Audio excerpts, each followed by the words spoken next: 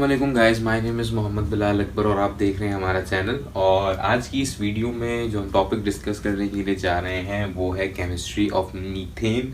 Methane की physical property, chemical properties, उसकी uses, उसकी ऑक्यूरेंस, सब चीज़ों को हम डिस्कस करेंगे आज की इस वीडियो लेक्चर में। तो चलिए शुरू करते हैं। आज का जो हमारा टॉपिक है वो है केमिस्ट्री ऑफ मीथेन। तो मीथेन क्या है? मीथेन जो है अल्कीन की फैमिली का पहला मेंबर है, सिंपलेस्ट मेंबर है, और इसका जो मॉलिक्यूलर फार्मूला होता है वो होता है CH4। ये एक सैचुरेटेड सॉल्यूशन है, किसी से रिएक्ट नहीं करता। ये सारी बातें हमने डिस्कस की है जब हम अल्कीन का लेक्चर डिस्कस कर रहे थे, तो मैंने सारी बातें बताई थी। ठीक है, तो ये था जनरल इंट्रोडक्शन। ठीक है, और दूसरी बात ये कर लेते हैं कि ऑक्यूरेंस के बारे में, कि मीथेन जो है वो कहाँ कहाँ पर पाया जाता है। ऑक्यूरेंस की बात करें तो मीथेन जो है वो मार्शी प्लेसेस पे पाया जाता है। मार्शी प्लेसेस, इसी वजह से हम इसे मार्श गैस भी कहते हैं। मीथेन का दूसरा नाम मार्श गैस भी है, क्योंकि ये मार्शी प्लेसेस, दलदली इलाकों में पाई जाती है। सेकंड पॉइंट ऑक्यूरेंस के हवाले से वो ये है कि इसे हम जो है कोल माइंस में भी आप इसे देख सकते हैं। कोल माइंस में भी ये पाई जाती है। कोल माइंस में भी, कोयले की खानों में भी ये मौजूद होती है। और वहाँ पे जो है ना, ये वहाँ पे कोल माइंस में मीथेन का नाम फायर कैचर हम बोलते हैं। वो आग को बहुत जल्दी पकड़ता है। एंड थर्ड पॉइंट ऑक्यूरेंस के हवाले से वो ये है कि हमारे घरों में जो गैस आती है, नेचुरल गैस, सॉरी सुई गैस, उसमें जो है मीथेन और तीसरा पॉइंट जो ये है ऑक्यूरेंस के हवाले से वो ये है कि हमारे घर में जो सुई गैस आती है उसमें मीथेन जो है 92 to 94% तक मौजूद होती है। लेकिन ये जो वैल्यू है ये आपके बुक के हवाले से, लेकिन एक्चुअल वैल्यू सुई गैस में जो मीथेन की होती है वो होती है 94.60%। लेकिन आपकी बुक में चूंकि ये है तो आप इसे फॉलो करें। ठीक है, तो ये थी ऑक्यूरेंस। सिंपल सी कोई बातें नहीं कुछ जो मुझे बतानी थी। अब हम डिस्कस करते हैं मीथेन का structure. Structure of methane. Structure of methane. Methane का हाइब्रिड स्ट्रक्चर मैं बनाता हूँ। हाइब्रिडाइजेशन आप सब लोगों ने 11th क्लास में पढ़ रखी होगी। अगर नहीं पढ़ी तो प्लीज़ आप जाके पढ़ें अपने प्रीवियस लेक्चर्स में। और हम यहाँ पे हाइब्रिड स्ट्रक्चर डायरेक्टली मैं बना रहा हूँ। ठीक है, जब हाइब्रिडाइजेशन की क्लास होगी तो हम उसमें हम सीखेंगे कैसे हाइब्रिड स्ट्रक्चर हम बनाते हैं। बहरहाल मीथेन का मॉलिक्यूलर फार्मूला होता है CH4। एक कार्बन और 4 हाइड्रोजन होते हैं इसमें, तो इसमें 4 sp3 हाइब्रिड ऑर्बिटल्स आपको देखने को मिलेंगे। This is 1 2 3 and 4। थोड़ा सा स्ट्रक्चर थोड़ा ख़राब बनेगा क्योंकि बोर्ड पे बनाने की आदत है नहीं अभी, तो थोड़ा काम चला लीजिएगा। ठीक है, ऐसे बनाने के बाद हम ऐसे लिखते हैं अंदर sp3 sp3 sp3 sp3। ठीक है, 4 हाइब्रिड ऑर्बिटल के साथ हाइड्रोजन, 4 हाइड्रोजन का 1s एटॉमिक ऑर्बिटल इसके साथ लीनियरली ओवरलैपिंग करता है और यहाँ पे सिग्मा बॉन्ड की फॉर्मेशन करता है। ये सारी बातें जो है हम 11th क्लास में हम डीपली डिस्कस करते हैं। 1sh, यहाँ भी इसके साथ एक 1sh हाइड्रोजन ओवरलैपिंग करेगा, लीनियर ओवरलैपिंग, एंड सिमिलरली यहाँ पर भी। तो ये था हाइब्रिड स्ट्रक्चर मीथेन का। और जो कार्बन और कार्बन के दरमियान जो यहाँ पे इस स्ट्रक्चर में जो बॉन्ड एंगल होगा वो बॉन्ड एंगल होता है 109 डिग्री 0.28 सेकेंड। ठीक है, और जो कार्बन और हाइड्रोजन के दरमियान जो बॉन्ड लेंथ है वो है 1.09 एंगस्ट्रॉम। ठीक है, ये बात आप लिख लीजिए। ठीक है, अब हाइब्रिड स्ट्रक्चर बनाने के बाद हम मीथेन का बनाते हैं ज्योमेट्रिकल स्ट्रक्चर। वो भी हमने 11th क्लास में बनाना सीखा है। Carbon is a central atom और उसके साथ 4 हाइड्रोजन जुड़े हुए होते हैं, ठीक है। कार्बन हाइड्रोजन के दरमियान जो बॉन्ड लेंथ होती है वो 1.09 एंगस्ट्रॉम होती है, ठीक है। और बॉन्ड एंगल सिमिलरली वही होता है 109 डिग्री 0.28 सेकंड। और ये ज्योमेट्री और ये जो ज्योमेट्री है ये हाइब्रिड स्ट्रक्चर है और ये जियोमेट्रिकल स्ट्रक्चर है। तो इस पूरे स्ट्रक्चर का जो नाम है वो है टेट्राहेड्रल ज्योमेट्री कहते हैं। हम टेट्राहेड्रल स्ट्रक्चर बनाता है मीथेन, तो हम इसे सिंपल कहते हैं टेट्राहेड्रल ज्योमेट्री। तो ये था इस स्ट्रक्चर का नाम, टेट्राहेड्रल स्ट्रक्चर बनाता है मीथेन। तो ये सारी बातें वही पुरानी वाली बातें थी। अब हम जो है प्रिपरेशन ऑफ मीथेन को पढ़ेंगे, जो हमारा आज का मेन टॉपिक है, ठीक है। अब शुरू करते हैं हम प्रिपरेशन ऑफ मीथेन। मीथेन को बना रहे हैं भाई, ठीक है। मीथेन को बनाने का पहला मेथड, कैसे बनाते हैं मीथेन को? फ्रॉम सोडियम इथेनुएट, इथेनुएट या इसी सोडियम इथेनुएट का दूसरा नाम है और करके लिख लेते हैं सोडियम एसीटेट। तो देखो हम करते क्या है, देखो हमारे पास जो है, जो हम केसी के न्यूमेरिकल्स डिस्कस किया करते थे 11th क्लास में, तो हमारे पास एक कंपाउंड होता था CH3COOH। इसे हम कहते हैं एसिटिक एसिड या एसीटेट भी कहते हैं इसे, ठीक है। जब इस एसीटेट से ये वाला हाइड्रोजन हो जाए रिमूव और इसके बदले, इस हाइड्रोजन के बदले क्या लग जाए? सोडियम। इस हाइड्रोजन के बदले लग जाए सोडियम, तो ये बन जाता है सोडियम एसीटेट या सोडियम इथेनुएट। बात समझ में आई? इसी को और दूसरा नाम जो है सोडियम एसीटेट भी हम कहते हैं। इथेनुएट क्यों कह रहे हैं इसको? क्योंकि 2 कार्बन का कंपाउंड है, इसीलिए हम इसे इथेनुएट भी कहते हैं, ठीक है। हम इस सोडियम इथेनुएट को क्विक लाइम के साथ रिएक्ट कराते हैं in the presence of calcium oxide as a catalyst, और हमें रिएक्शन की सूरत में हमें मीथेन मिलता है और सोडियम कार्बोनेट मिलता है। मैंने यहाँ पे सोडा लाइन का जिक्र किया। What is soda line? तो ये भी पहले देख लो। सोडा लाइन जो होता है वो NaOH + CaO, this is the soda line, ठीक है। तो अब रिएक्शन जो है हम शो कराते हैं। ये सारी ऐसे ही बातें मुझे बतानी थी। अब मेन है रिएक्शन। तो देखो सबसे पहले हमने ले लिया CH3COONA, सोडियम इथेनुएट लिया।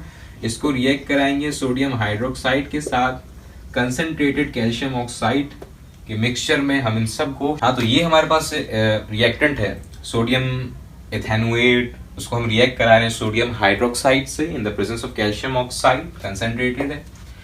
तो ये जो रिएक्शन है ना बेटा, इसका नाम है डी कार्बो ऑक्साइलेशन। स्पेलिंग थोड़ी गलत होगी, लेकिन ये डी कार्बो ऑक्साइलेशन जो रिएक्शन होता है, इसका मतलब होता है डी मतलब रिमूव होना, यानी रिमूवल ऑफ CO2, ठीक है। यहां से जो है ना CO2 रिमूव होगा, लेकिन CO2 रिमूव तो होगा, लेकिन जो है ना CO2 जब रिमूव होगा ना, तो इस पूरे पार्ट को लेके यहाँ से CO2 निकलेगा, ठीक है। ये पूरा पार्ट जब यहाँ से निकलेगा तो ये CH3 है और ये H है, ये मिलके बनाएंगे आपके पास मीथेन, और ये बनेगा Na 2 मरतबा Na2CO3 O3, ये क्या बना? Sodium carbonate. तो ये हमारे पास बन गया मीथेन। ये हमने पहली प्रिपरेशन पढ़ी मीथेन की, फ्रॉम सोडियम इथेनुएट या सोडियम एसीटेट।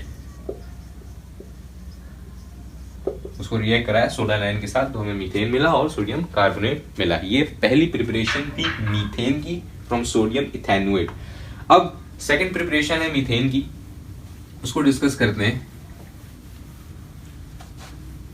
अब जो दूसरी मर्तबा हम जो मीथेन बनाएंगे वो बनाएंगे from reduction of methyl iodide. हम मिथाइल आयोडाइड की रिडक्शन कराएंगे।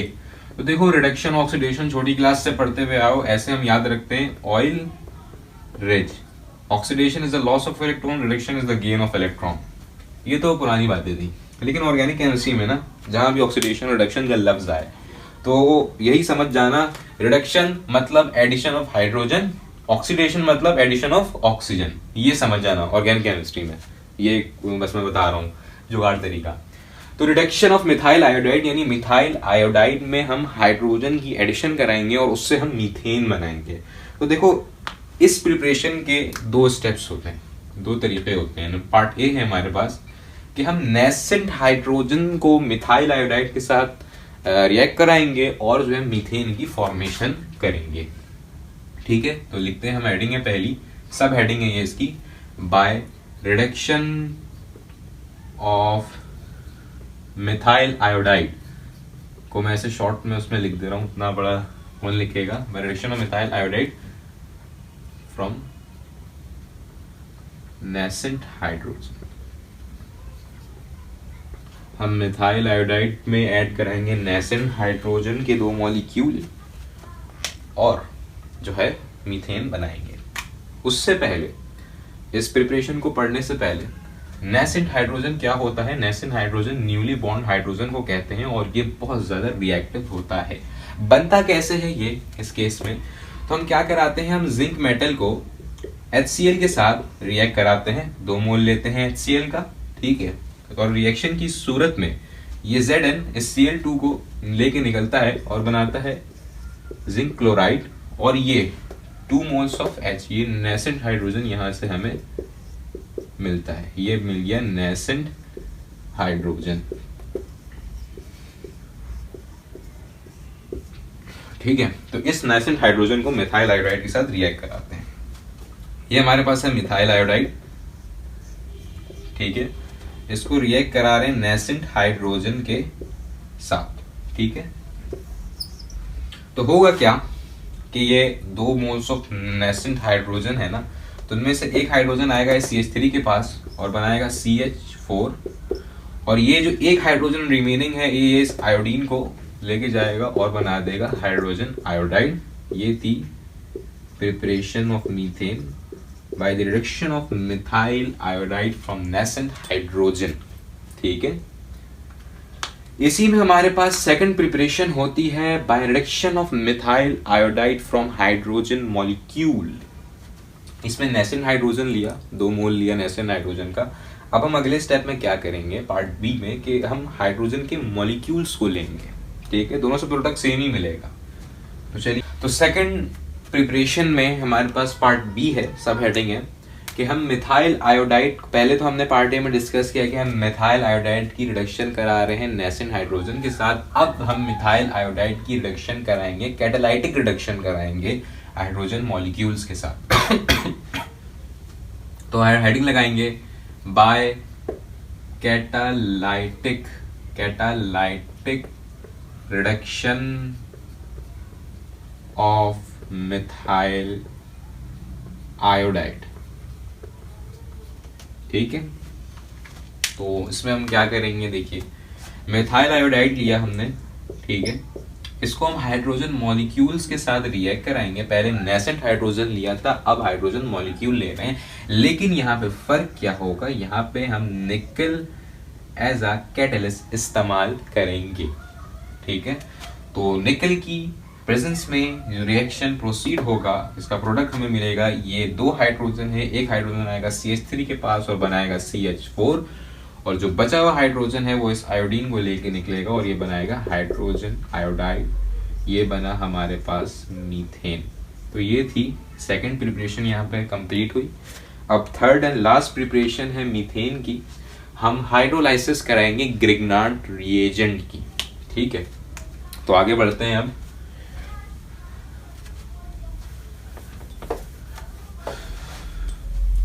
थर्ड उसमें है कि हम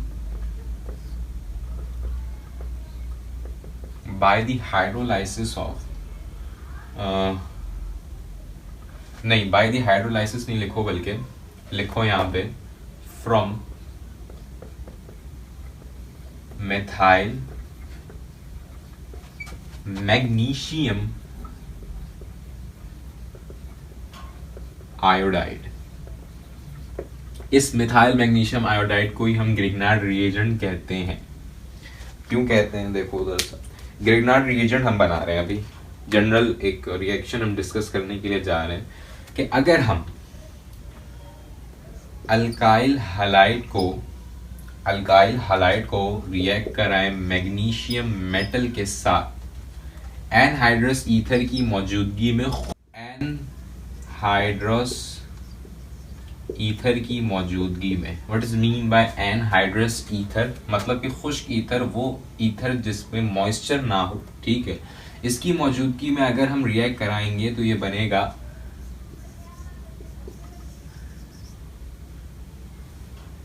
अल्काइल मैग्नीशियम हालाइड बनेगा। ये क्या बनेगा, ये अल्काइल मैग्नीशियम हालाइड। और इसी अल्काइल मैग्नीशियम हालाइड को हम कहते हैं ग्रिग्नार्ड रिएजेंट। हमने पढ़ा था कि हम अल्केन को बनाते हैं, हाइड्रोलाइसिस कराते हैं ग्रिग्नार्ड रिएजेंट की, ये जनरल फॉर्मूला है ग्रिग्नार्ड रिएजेंट का। यहाँ पे ग्रिग्नार्ड रिएजेंट क्या होगा, इस अल्काइल की जगह आ जाएगा मिथाइल मैग्नीशियम, ऐसे ही इस यहाँ पे लगता है कोई भी हाइड्रोजन का ग्रुप, यहाँ पे आयोडाइड लग रहा है, ठीक है। तो अब आगे बढ़ते हैं। हमने लिया मिथाइल मैग्नीशियम आयोडाइड, ठीक है, और इसको रिएक्ट करा रहे हैं वाटर के साथ, H2O के साथ। लेकिन इस H2O को ना यहाँ ऐसे नहीं दिखाते हैं, हम इसको ना बॉन्डिंग में शो कराते हैं, ठीक है। ये रिएक्ट करेगा एनहाइड्रस ईथर की मौजूदगी में, एनहाइड्रस ईथर की मौजूदगी में, ठीक है।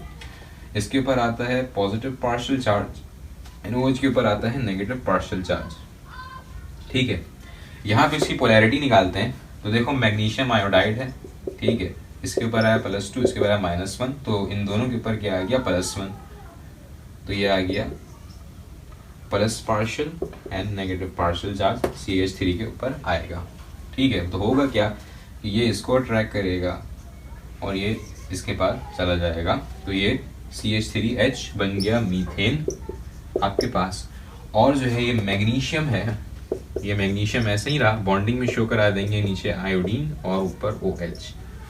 चाहो तो साथ में मिला के लिख सकते हो, ठीक है, मैंने ऐसे बॉन्डिंग में शो करा दिया ऐसे। तो ये हमारे पास क्या बन गया, मीथेन। ये था third method for preparation of methane. अब प्रिपरेशन पढ़ने के बाद कुछ फिजिकल प्रॉपर्टीज हैं, लिखवाऊंगा नहीं, जस्ट वर्बली डिस्कस कर लेते हैं उन्हें। फिजिकल प्रॉपर्टीज के बाद है केमिकल प्रॉपर्टी, केमिकल प्रॉपर्टी किसके बाद है यूजेस। फिजिकल प्रॉपर्टी ये है यार कि जो मीथेन है वो हवा से लाइटर होता है। हवा का जो एटॉमिक मास होता है वो 28.8 समथिंग एटॉमिक मास यूनिट होता है। वेयरएज़ अगर मीथेन की बात करो तो कार्बन 12 और ये है 4 हाइड्रोजन, तो 12 13 14 15 16, तो 16 एटॉमिक मास यूनिट इसका मॉलिक्यूलर मास है। तो ये हवा से लाइटर होता है। और मीथेन के जो मॉलिक्यूल होते हैं वो वाटर में स्लाइटली इनसॉल्यूबल होते हैं, क्योंकि वो मीथेन जो है वो नॉन पोलर इन नेचर है, इसलिए ये स्लाइटली डिसॉल्व होता है वाटर में, ठीक है। और मीथेन के जो मॉलिक्यूल्स जो होते हैं वो सिमेट्रिकल होते हैं, यानी हर तरफ से एक जैसे होते हैं, ठीक है। और मीथेन जो गैस है वो एक पॉइजनस गैस है, नॉन पॉइजनस गैस है और कलरलेस है और इसमें कोई स्मेल भी नहीं होती है, ठीक है। तो ये सारी फिजिकल प्रॉपर्टीज़ थी। तो आपकी बुक में लिखा हुआ भी है, फिजिकल प्रॉपर्टीज़ का कॉलम बना हुआ होगा और वहाँ लिखा हुआ होगा, तो मैंने समझा दिया है, वहाँ से जाके देख लीजिएगा। अब हम आगे बढ़ते हैं केमिकल प्रॉपर्टीज़ की तरफ, ठीक है। 2 ही केमिकल प्रॉपर्टीज़ हैं, ठीक है, लेकिन थोड़ी सी लेंदी है। तो शुरू करते हैं हम केमिकल प्रॉपर्टीज़ ऑफ मीथेन। ये तो अब हम डिस्कस करने जा रहे हैं केमिकल प्रॉपर्टीज़ ऑफ मीथेन।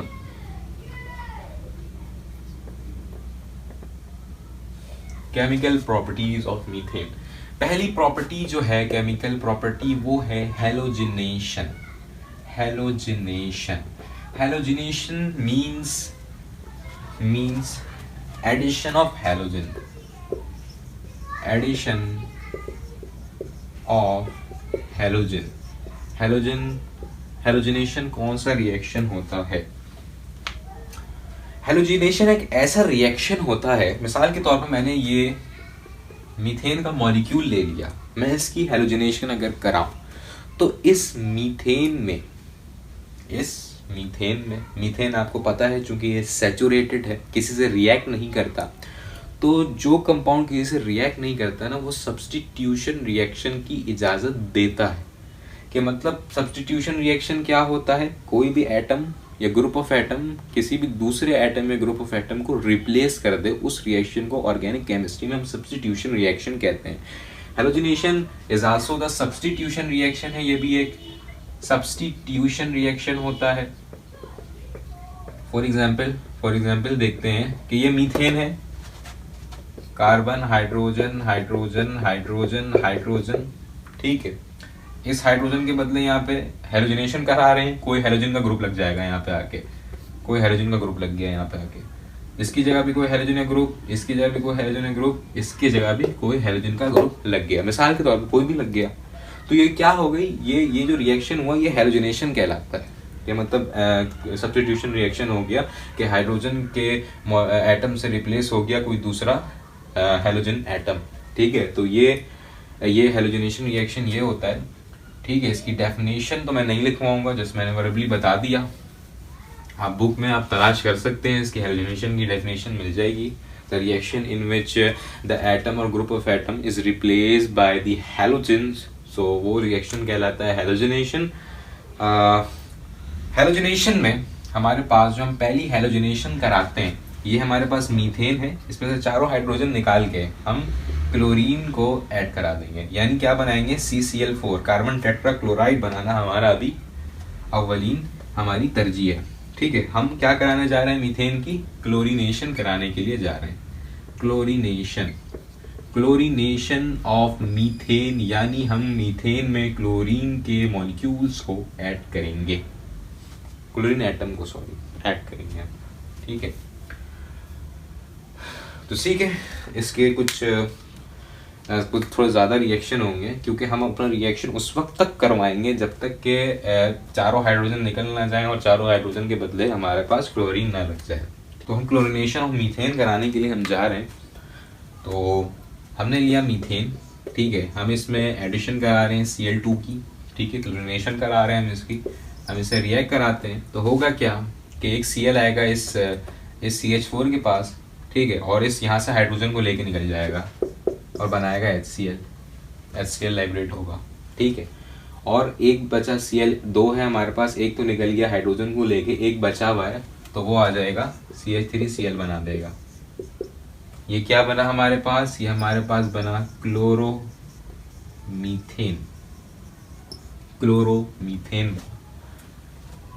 अब इसी क्लोरोमीथेन को हम फिर रिएक्ट कराते हैं, फिर इसकी क्लोरीनेशन कराते हैं और रिएक्शन करवाते हैं। तो होगा क्या कि एक क्लोरीन आएगा इसके पास, यहाँ से एक हाइड्रोजन लेके निकल जाएगा HCl, क्योंकि एक हाइड्रोजन और क्लोरीन का बॉन्ड जो है वो बहुत ही स्ट्रांग होता है एज कम्पेयर टू कार्बन और क्लोरीन का बॉन्ड। तो एक क्लोरीन आया, यहाँ से हाइड्रोजन लेके निकल गया, ठीक है, यहाँ पे हाइड्रोजन 3 था, अब 2 हो गया, ये Cl 1 था, तो एक बचा हुआ Cl इसके पास आ गया, तो इसने क्या बनाया? CH2Cl2। इसका नाम होता है डाइक्लोरोमीथेन।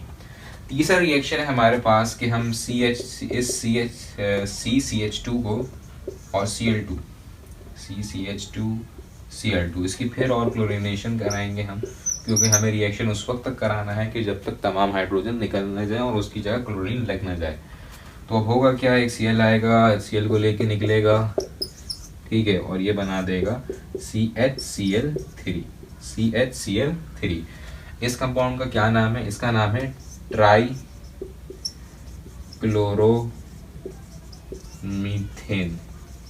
ट्राइक्लोरोमीथेन। ठीक है।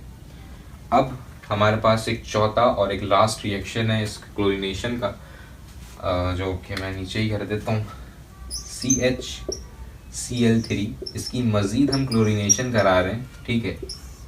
तो होगा क्या कि एक हाइड्रोजन इस क्लोरीन को लेके निकला, ठीक है, और यहाँ पे H बिल्कुल ही ख़त्म और यहाँ पे CCl4 बन गया, यानी टेट्रा क्लोरोमीथेन बना है। इसको कार्बन टेट्रा क्लोराइड भी कहते हैं। तो हम लिखते हैं इसका टेट्रा क्लोरोमीथेन बना। हुआ क्या कि हमारे पास क्लोरीनेशन परफॉर्म हो गई और हमारे पास तमाम हाइड्रोजन निकल गए और हाइड्रोजन की जगह क्लोरीन रिप्लेस हो गया हाइड्रोजन से और क्लोरीन लग गया और हमारे पास रिजल्ट में कार्बन टेट्राक्लोराइड हमें मिल गया। ठीक है, तो ये क्लोरीनेशन थी मीथेन की। बात यहीं पे ख़त्म नहीं हो जाती, हम इस तमाम रिएक्शन का मैकेनिज़्म पढ़ने के लिए अब जा रहे हैं और वो मैकेनिज़्म थोड़ा मुश्किल है, तो थोड़ा सा ध्यान से सुनिएगा। इस रिएक्शन का पूरा मैकेनिज़्म है, ये डायरेक्टली ऐसे कार्बन टेट्राक्लोराइड नहीं बना, इसका पूरा मैकेनिज़्म है, कैसे हुआ, शुरुआत कहाँ से हुई, ख़त्म कहाँ पे हुआ, तो हम पूरा मैकेनिज़्म पढ़ेंगे इस वीडियो में। तो चलिए आगे बढ़ते हैं। तो अब हम डिस्कस करने के लिए जा रहे हैं मैकेनिज़्म इन तमाम रिएक्शंस का, ये कैसे हुए। तो हेडिंग लगाते हैं इसकी मैकेनिज़्म की, हाइड्रोजनेशन और एडिशन।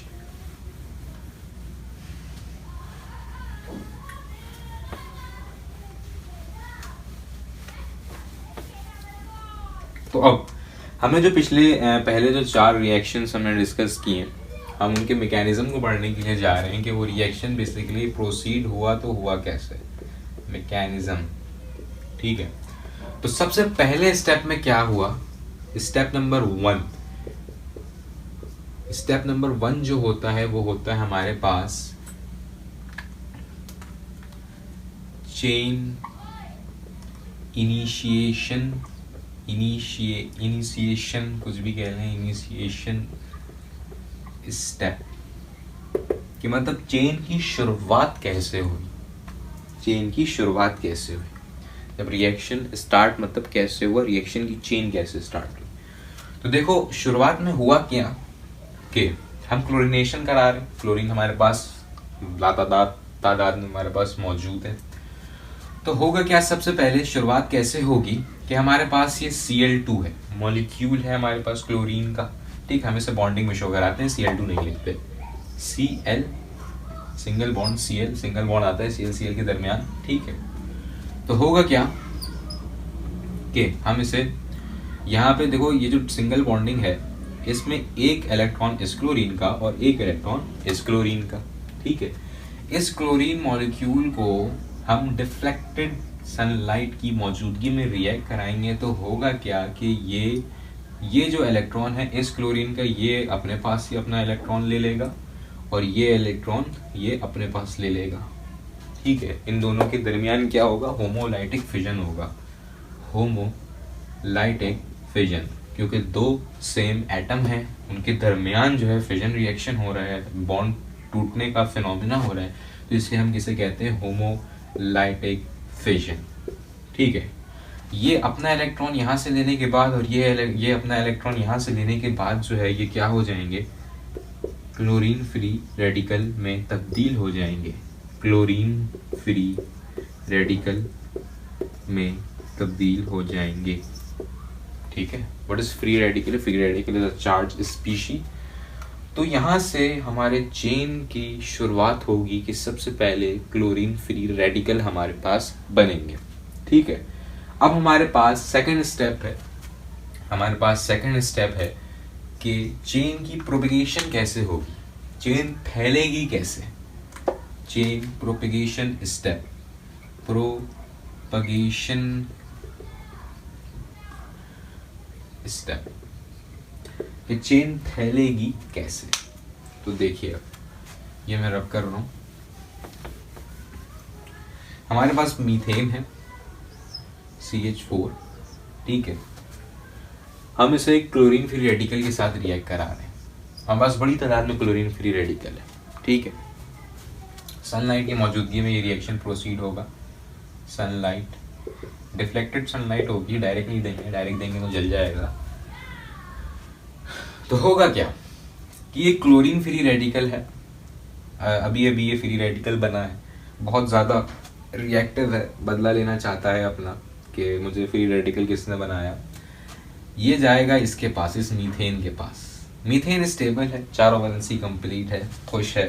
ठीक है, ये क्लोरीन आया इसके पास, इसके पास आएगा ना तो यहाँ से क्लोरीन फ्री रेडिकल एक हाइड्रोजन को लेके निकल जाएगा। क्यों हाइड्रोजन को ही लेके क्यों निकलेगा, कार्बन के साथ भी तो बॉन्डिंग कर सकता था ना, क्योंकि वजह यह है कि हाइड्रोजन और क्लोरीन का बॉन्ड जो है ना वो बहुत स्ट्रांग होता है as compared to carbon and chlorine bond. तो ये क्लोरीन यहाँ आया और HCl बन के निकल गया, ठीक है, और एक क्लोरीन तो निकल गया हमारे पास, ठीक है, क्लोरीन फ्री रेडिकल ने इस हाइड्रोजन को लेकर निकल गया, तो यहाँ क्या बचा, एक हाइड्रोजन जब चला गया तो ये मिथाइल फ्री रेडिकल में कन्वर्ट हो गया, है ना, चारों स्टेबल था अनस्टेबल हो गया, चारों वैलेंसी कंप्लीट थी, यहाँ सिर्फ 3 वैलेंसी कंप्लीट है, ये क्या बन गया, मिथाइल फ्री रेडिकल बन गया। अब ये परेशान कि मैं पहले स्टेबल था, मुझे अनस्टेबल कर दिया, मुझे फ्री रेडिकल बना दिया, तो अब ये बदला लेगा। अब ये क्या करेगा, ये भी स्टेबल होना फिर से चाहेगा, तो ये क्लोरीन मिथाइल फ्री रेडिकल जो है क्लोरीन मॉलिक्यूल के साथ रिएक्शन करेगा, ठीक है, हमारे पास क्लोरीन भी बहुत है क्योंकि क्लोरीनेशन कर रहे हैं, क्लोरीन फ्री रेडिकल भी हमारे पास है बड़ी तादाद में। ये रिएक्शन भी सनलाइट की मौजूदगी में होगा, HMU से दिखा रहा हूँ मैं, ठीक है, ये मिथाइल फ्री रेडिकल इस पर अटैक करेगा और यहाँ से क्लोरीन एक्वायर कर लेगा और ये बन जाएगा CH3Cl, ठीक है, 2 क्लोरीन थे, एक क्लोरीन चला गया, क्या बचा, क्लोरीन फ्री रेडिकल बचा, ठीक है। तो फिर अब क्लोरीन फ्री रेडिकल आ गया, ये क्लोरीन फ्री रेडिकल जो है ना फिर यहाँ पे हमला करेगा और फिर यहाँ से हाइड्रोजन को लेकर निकलेगा। तो देखो CH3Cl, क्लोरीन स्टेबल था पहले, क्लोरीन के 2 मॉलिक्यूल्स थे हमारे पास, क्लोरीन फ्री रेडिकल में बन गया इसकी वजह से, मिथाइल फ्री रेडिकल की वजह से, तो अभी क्लोरीन फ्री रेडिकल फिर बदला लेगा इससे, ये इस पे अटैक कर देगा, ये रिएक्शन भी प्रोसीड होगा सनलाइट की मौजूदगी में, सारे रिएक्शन सनलाइट की मौजूदगी में प्रोसीड होंगे। ये क्लोरीन फ्री रेडिकल यहाँ से एक हाइड्रोजन को लेके निकल गया और इसने बनाया HCl, और यहाँ से चूंकि हाइड्रोजन चला गया तो ये बन गया CH2Cl फ्री रेडिकल, सॉरी यहाँ पे CH2Cl फ्री रेडिकल, ठीक है। तो अब ये फिर क्लोरीन मॉलिक्यूल के साथ रिएक्ट होगा और फिर जो है अपने ऊपर से इस फ्री रेडिकल के साइन को हटाएगा, CH2Cl। ये रिएक्शन एक दूसरे को मारते ये उस वक्त तक रहेंगे जब तक कि हमारे पास कार्बन टेट्राक्लोराइड नहीं मिल जाता।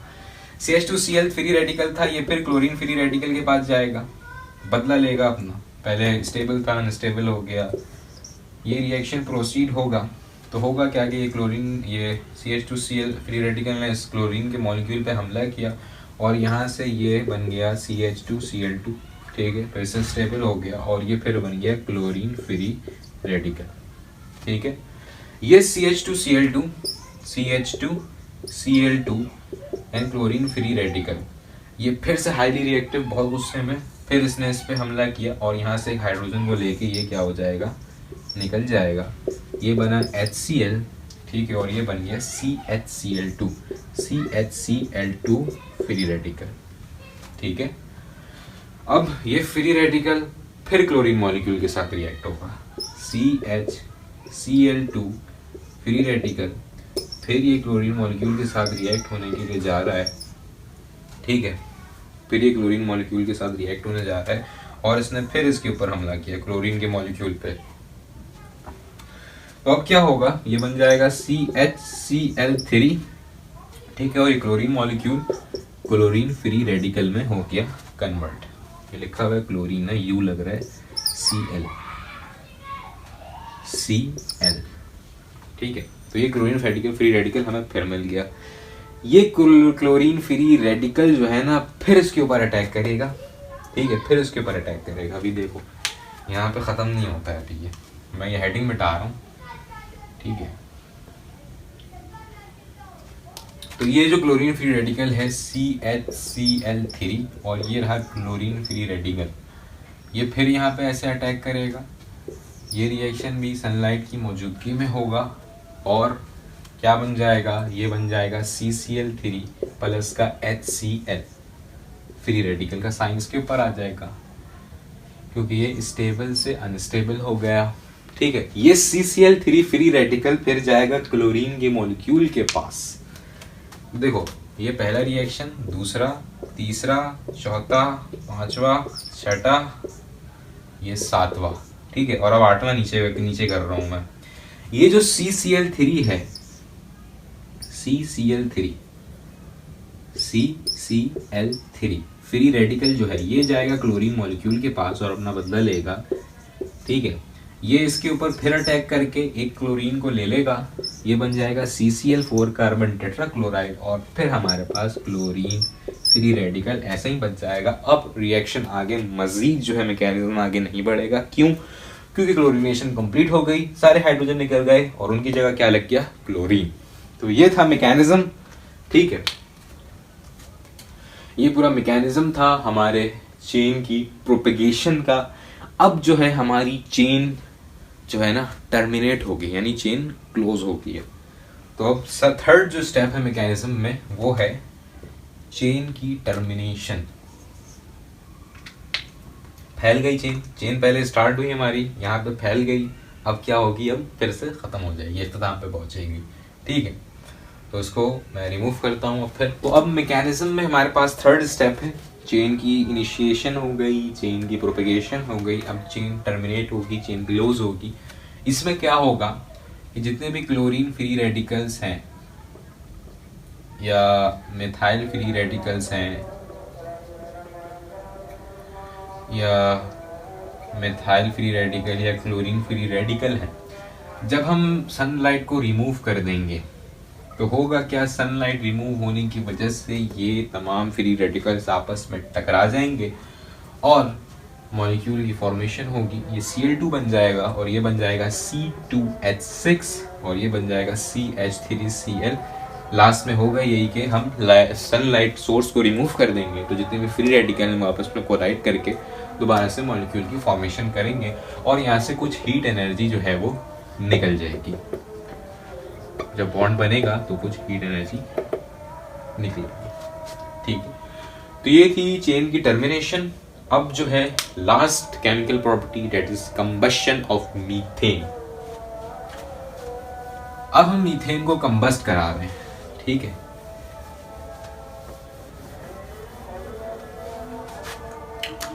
Combustion of methane, combustion of methane यानी हम इसे जला देंगे। मीथेन को ऑक्सीजन के साथ रिएक्ट कराएंगे, CH4 ऑक्सीजन के साथ रिएक्ट कराएंगे, ठीक है। और मतलब कंबशन की सूरत में हमें रिजल्ट मिलेगा कार्बन डाइऑक्साइड एंड वाटर और कुछ amount of heat energy. Delta H की वैल्यू जो इस रिएक्शन के लिए है वो है -49 किलो जूल पर मोल, 49.17 थे आई थिंक, -49 किलो जूल पर मोल है, ठीक है। इक्वेशंस जो है ऑर्गेनिक केमिस्ट्री में हमेशा बैलेंस होनी चाहिए, तो हम इस इक्वेशन को बैलेंस करते हैं। 2 दूनी 4 तो यहाँ पे लग गया 2, ठीक है। तो ये थी लास्ट केमिकल प्रॉपर्टी हमारे पास मीथेन की। हमने इसकी कंबशन करा दी। कंबशन बहुत आसान होता है, याद ही करना होता है ऐसे रिएक्शन, तो रिएक्शन में तो ऑक्सीजन, ठीक है। अब जो है कुछ यूजेस हैं मीथेन के, लास्ट में वो डिस्कस कर लेते हैं। पहले यूजेस जो है वो ये यूजेस है कि मीथेन को हम एज अ डोमेस्टिक फ्यूल के तौर पे इस्तेमाल करते हैं। घर में हमारे जो सुई गैस आती है डोमेस्टिक फ्यूल के तौर पे बेसिकली वो यूज़ हो रही होती है। और सेकंड जो यूजेस हैं मीथेन के वो हैं हम मैन्युफैक्चर करने में इस्तेमाल करते हैं मीथानॉल को, पॉलिशेस को, जिससे शूज़ की पॉलिश करते हैं, एटसेट्रा। ये सारे काम थे, यूजेस थे मीथेन के। बुक में आपके पास जो है यूजेस लिखे हैं, आप वहाँ से देख लीजिए। तो ये था हमारा मीथेन का लेक्चर। तो इंशाल्लाह मिलते हैं अपने नेक्स्ट वीडियो लेक्चर में। तब तक के लिए अपना ख्याल रखिए। अगर वीडियो पसंद आई हो तो वीडियो को लाइक कीजिए और हमारे चैनल को सब्सक्राइब कीजिए। अल्लाह हाफ़िज़।